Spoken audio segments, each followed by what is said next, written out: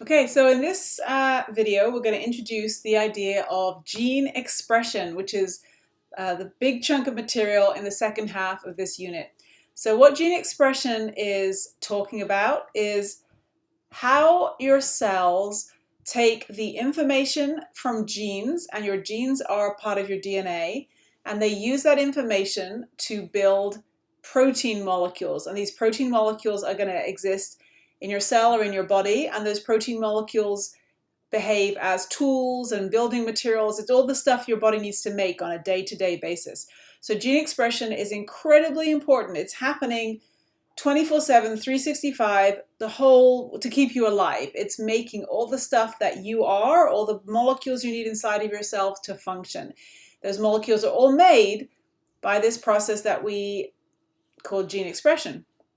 So there's a couple of fundamental things to understand here. And the first is that your genes are stored as information inside your DNA. And we should know already now that DNA is found inside the nucleus of your cell, which is right here, right? This whole purple structure is the membrane-bound organelle that we call the nucleus, and it provides a compartment or a bubble inside of which the DNA is stored, and the DNA is stored as strands, and we call those pieces chromosomes. And if you're a human, you've got 46 of them, all packed away, 46 pieces of DNA, all packed away inside that nucleus. All right, so that's where the information is for how to build proteins. Now, where do proteins get made? This is this next question. Where are proteins made? Proteins are made, you should already know that, at ribosomes, right? Ribosomes are the little structures in your cells where proteins are made. And ribosomes are found in two places inside the cell. There's one set of ribosomes that are found attached to the RER. Those are the ones that make the RER rough, the rough endoplasmic reticulum, and you can see the little dots here on this diagram. And there's also ribosomes that float around freely in the cytoplasm, and you can see those here, these little dots. All right, so we've got instructions in the nucleus coded in the DNA, and those instructions tell our bodies how to build proteins, but the proteins themselves get assembled or put together by the ribosomes, which are not in the nucleus. So we have a problem here. We have instructions in one place, and we have the workbench, or the place where the instructions are going to be used, the ribosomes, that's out in the cytoplasm. And the DNA can't leave the nucleus, and the ribosomes can't get in to get to the genes. So these two things are separated in space, and so this is a problem. And so this process of gene expression is going to talk about how we get over that separation problem, and then also how our ribosomes are able to decode the information of nucleotides, which is what DNA is made of, and turn it into the language of proteins, which is amino acids. Proteins are made of amino acids. So we have to figure out how to bridge from one language, the language of GACT, into the language of amino acids. And gene expression explains the whole shebang. I like to think of this as a little story or a parallel situation. Back in the old days, when people used to go to real libraries with actual books in them instead of ebooks, there was a collection in the library that was the reference collection, and those were the books in the library that you weren't allowed to check out, right? They stayed in the library. They were super, super important books, usually the encyclopedia, the dictionary, the textbooks. You could look at them in the library, but then they went back to the shelf. They never left the library. You couldn't check them out and take them home. All right, so I want you to imagine that your chromosomes, the DNA, inside the nucleus is the library, with the walls of the library, the membrane around the nucleus. Inside the library is all these chromosomes, 46 books, volumes of information, and it's all recipes, right? This amazing collection of recipes spread through 46 different volumes, the 46 volumes of the 46 chromosomes, right? And you've got all these recipes. Now let's say you want to make one specific thing. There's recipes in this book for cookies and brownies and cakes and dinners and desserts and who knows what. There's all kinds of recipes. But you want the recipe for chocolate chip cookies, the best chocolate chip cookies, and that recipe is in one particular volume of this book. So you're going to go to volume number 7, which is where you know the chocolate chip recipe is. And you can find volume 7 inside of the library, inside the nucleus, and you can look at it, but you can't take that recipe home to your kitchen, which is where you're going to need it to be able to make the cookies. So if this was real life, what you'd probably do is make a copy of the recipe, right? You'd either take it to the photocopier and you make a copy on the photocopier and take a piece of paper with you, or you'd write it out on a piece of paper, but you'd make it your own copy. You wouldn't copy the whole thing. You wouldn't copy the whole volume, the whole recipe book. You would just copy the one recipe that you wanted to make today, which was the chocolate chip cookies. Find that page, copy it out, close it up, put it back on the shelf, and then you carry your recipe on a little sheet of paper out the door, take it to your kitchen, where you could then follow it, cook the cookies. Now that recipe might get beat up, it might get ripped, it might get dirty, you might spill stuff on it. That recipe though, even if you destroy it, even if the copy that you made gets all tattered and you can't even read it anymore, it's okay because you can throw that copy away and you can go back to the library whenever you want to make those chocolate chip cookies again and you can copy it out again. You know that there's a master copy of that recipe stored away in the library. It's not going to get messy. It's not going to get dirty. No one's going to spill butter on it because it's protected inside the library. And you can go there whenever you need it, copy it out, and bring out a temporary copy with you to your kitchen where you cook the cookies. All right, so in that story, the parallels, the library is the nucleus, the DNA is the master set of books with all the recipes in, the genes are the recipes.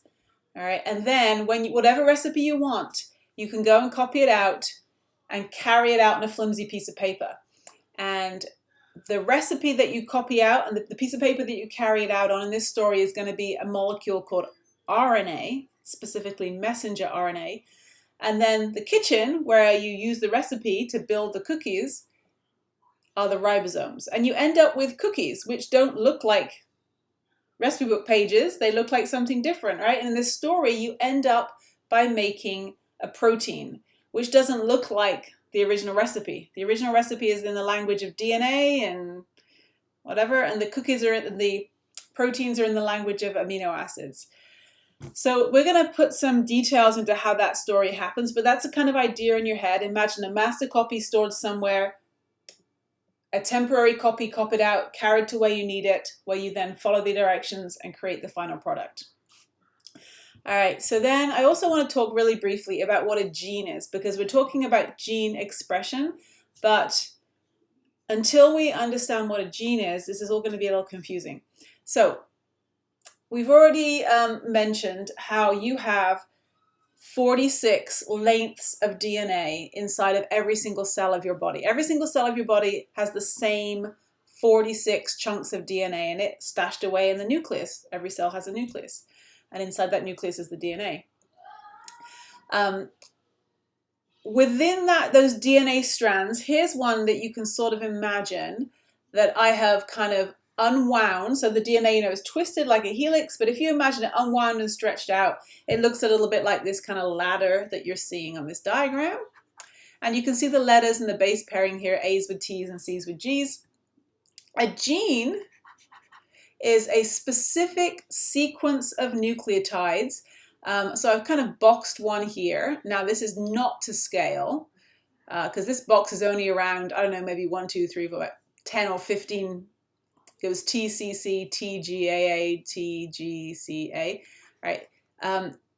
In real life, a gene is a sequence of letters that's probably thousands of nucleotides long, but clearly I couldn't do 1,000 big box on here because my slide isn't big enough, right? You also have to imagine that this piece of DNA that you're seeing right here is much longer than this. Like it goes off the screen at the top and off the screen at the bottom. It's super long. Each individual chromosome is millions of base pairs long, right? Which is hard to put on a slide. But imagine here we've zoomed into one part of one piece of DNA and I've put a box around one gene. So the gene starts here and it goes to here. And then you can see on this diagram, there's a little gap of bases that aren't inside of a box. And then there's another gene here. This one starts with ACT and then it continues on down here. Again, this is not to scale. So in real life, the gap between the two genes would be much larger, much larger than this. But it gives you an idea about how genes are kind of placed on chromosomes. It's the chromosome is just a whole long list of letters in order, in a specific order, and one gene starts here and goes to here, and then you have a gap, a spacer, and then you have another gene that starts and goes from here to there. So that's all a gene is it's a sequence of nucleotides. It has a starting point and an ending point. And those nucleotides, to us, it doesn't say anything. This says ta-ka-ka-ta-ga-ga-ga. I mean, it's not English, right? But to a ribosome, this is actually a language that they can understand, and they can translate this language into what order they put together amino acids to build a correct protein. Now, this is kind of interesting. So humans have around 20 to 25,000 different genes. So what that's saying is, spread across our 46 chromosomes, we have about 20 to 25,000 different recipes. Every gene is the instructions for how to build a different protein. So you have a gene or the instructions for how to build hemoglobin, because that's a protein. You have a gene or the instructions for how to build collagen for your skin, because that's a protein. You have instructions for how to build amylase, because that's a protein. So you have instructions or a gene for every single protein you need to build. It's like you have 20 to 25,000 recipes that build 20 to 25,000 different proteins that your body needs to make to stay alive. Some of these proteins you need to build every single day. Some of these proteins you only build for a tiny portion of your life when you're doing something special. I don't know, when you're going through puberty, when you're pregnant, when you're going through stress, there's different reasons why you would build some days and some other days, and there's some proteins that you build 24/7, 365 because they're essential to staying alive. So we have a spread across this giant recipe book that comes in 46 volumes, 20,000 different recipes. So obviously each chromosome has multiple recipes stored away in it, but there is also a lot of empty space in our chromosomes. So this gap here that looks really small, right, between gene 1 and gene 2, this is absolutely not to scale. So if I was going to show you more realistically, I'm going to draw a chromosome here. I'm going to make it like this long, and here's the centromere, and then here's the other arm, right? So maybe on this chromosome, the gene for collagen might start here and go to here. So maybe that's the instructions for collagen. Then you have a big gap, and then here you might get the gene for making a protein that goes in to make earwax. I don't know, I'm just making this up. That's gene 2. And then there might be another gene here. This might be a gene to make an enzyme to help you digest cholesterol. That's gene number 3. Maybe there's another gene here that makes hemoglobin. Gene number 4. But all this space in between, there's no genes. We used to call this junk DNA. It's not really junk. We just called it junk because it didn't seem to be a gene and we didn't know what it did at the time, so we just thought it might be junk. There is a lot of true junk in your chromosomes for multiple reasons, which we may get into if we have time. But not all junk, but it definitely isn't a gene.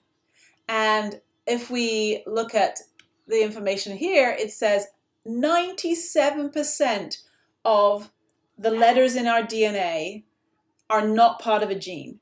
So only 3% of our DNA is recipes, and 97% is the spaces between the recipes. It's like those really annoying recipe books that you buy that have like pages and pages of glossy pictures, and I remember sitting on my grandmother's porch and she made us these brownies and I'm going to tell you how to make these brownies, but first of all I'm going to tell you this giant story about me growing up and blah blah blah, and then there's a recipe on one page and you buy this whole recipe book and you get 5 recipes and a bunch of other extra photos and junk, right? So that's what kind of is the situation in your genome, is that there is a lot of extra DNA that some of it we know what it's there for, some of it we don't know what it's there for, some of it is truly junk or baggage that we've collected through evolutionary time.